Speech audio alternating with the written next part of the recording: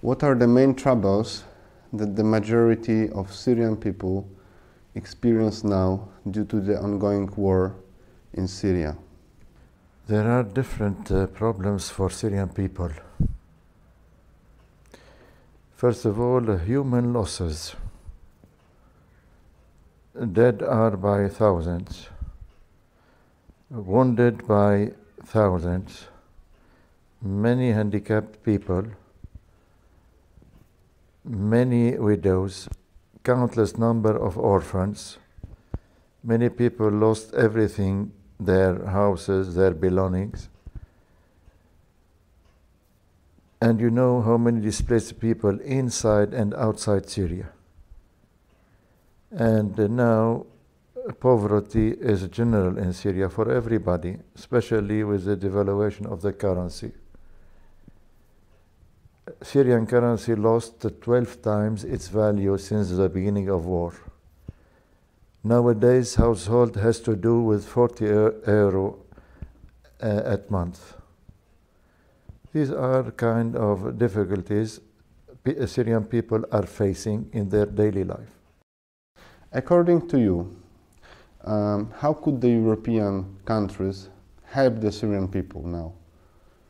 European could, first of all, if you want to help us, to stop war. And we know international community, everything is in the hands of international community. If it wants to stop war, it could do it on the spot. Should the European countries accept the migrants from Syria and other countries affected by war? First of all, Pope Francis has already said for all Christians in Europe and all over the world, when they have refugees, to take care of them. But from there to uproot Syrian people from their ancestral land and bring them to Europe, it's a very bad idea. Their interest is to stay there and to be helped there, to live with dignity, and because it's very difficult to them to be integrated with your value and your society.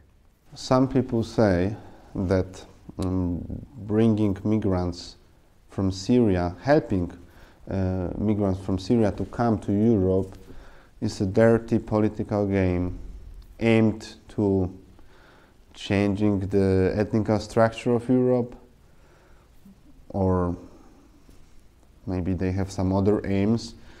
How would you comment on that? First of all, no country make caritas with refugees. Every country, every politician made the interest of his country. Then they are not looking for the interest of Syrian people. Second, if you bring them here, to be integrated, they have to learn your language, to integrate your values, and they are coming from different background.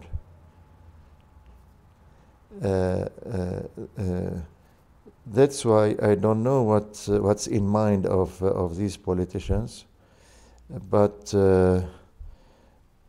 as I said, it's better to help them and to stay there.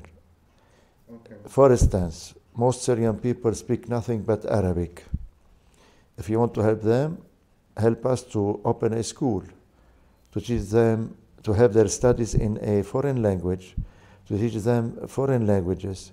And afterward, if they want to come to Europe or to the States or wherever in the world, they could have a soft coming, especially if they are looking for a better life. Many of our youngs work in Gulf countries and Europe or the States, and they send back money to their families, and they support their families in such a way.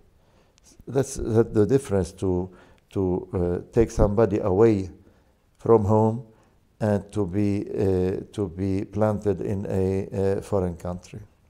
Well, you have expressed similar opinion already many times during your visit in Poland, and you have been quite often quoted in the in medias, especially online, but I have observed that all these medias had something in common.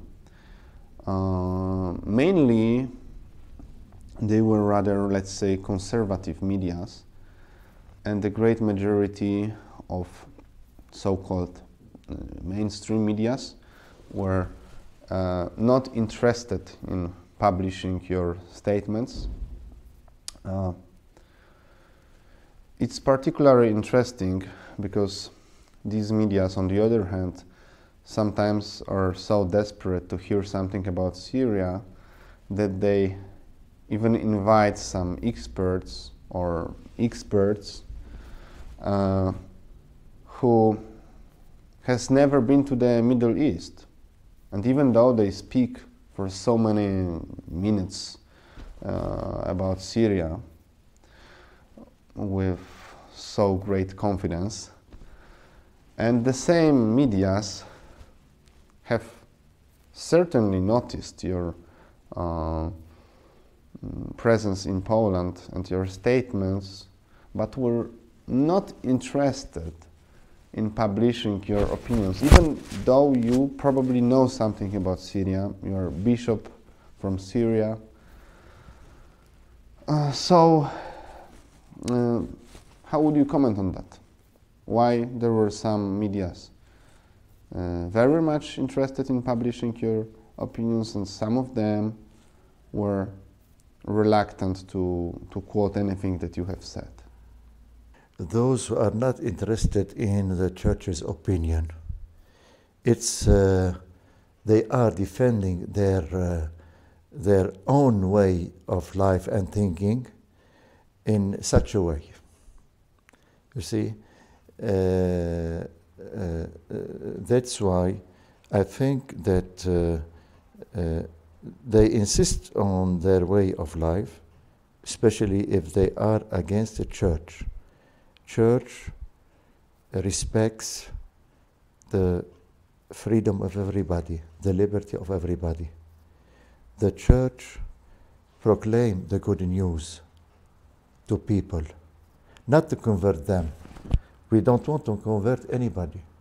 But when we proclaim the good news, God's salvation, if this news means to them, if they change their mind for better, if they change their style of life for better, why not? That's why we respect everybody, even people who don't share our views. But at the end of the day, our Lord Jesus Christ already said in the Gospel, you will know the truth, and the truth will set you free. Many people look for God when they got older, when they are sick, when they get to their end of their life. They start to seek God.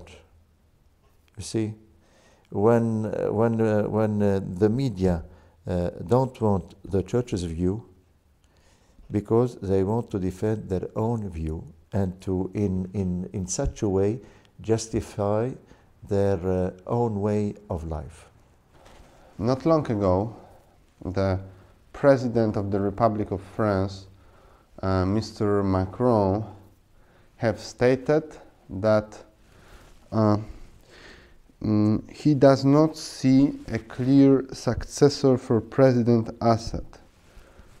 Well, these words seem to be groundbreaking and frankly quite surprising, and they could be considered as the symptom of changing attitude, changing Western government's attitude toward Syria. We have heard such views, we have been hearing such views for many years now. No, but usually Western... many Western presidents express such views.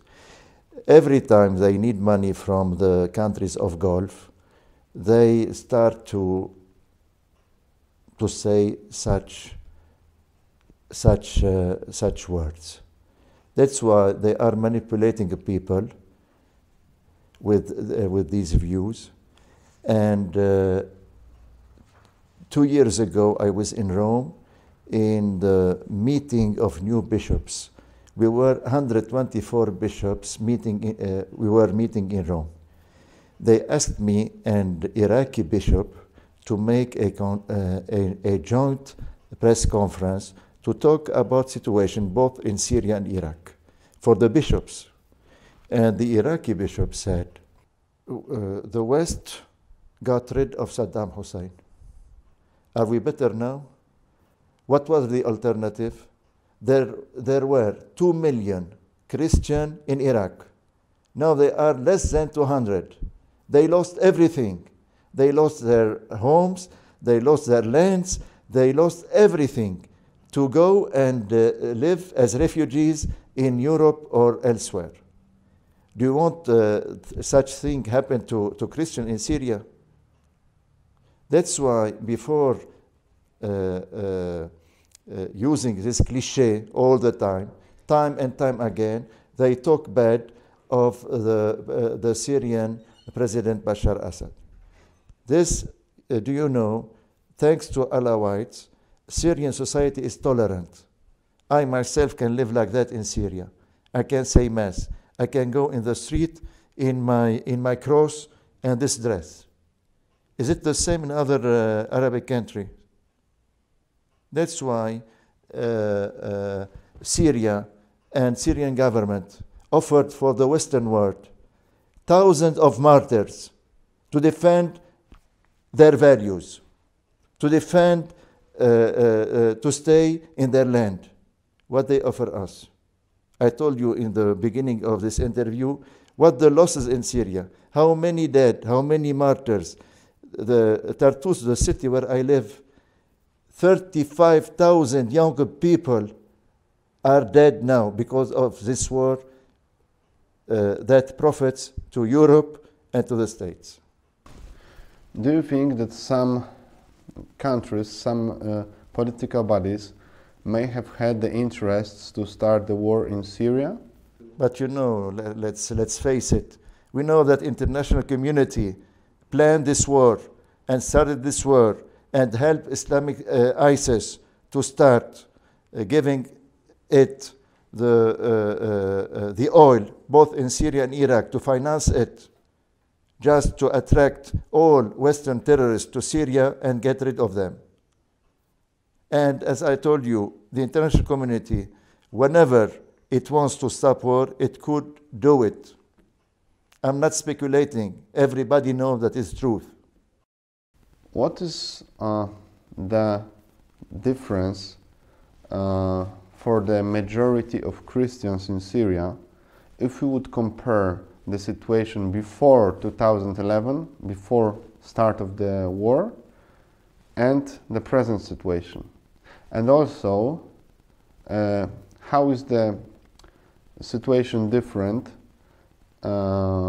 if we compare the areas controlled by so-called rebels and the President Assad's troops?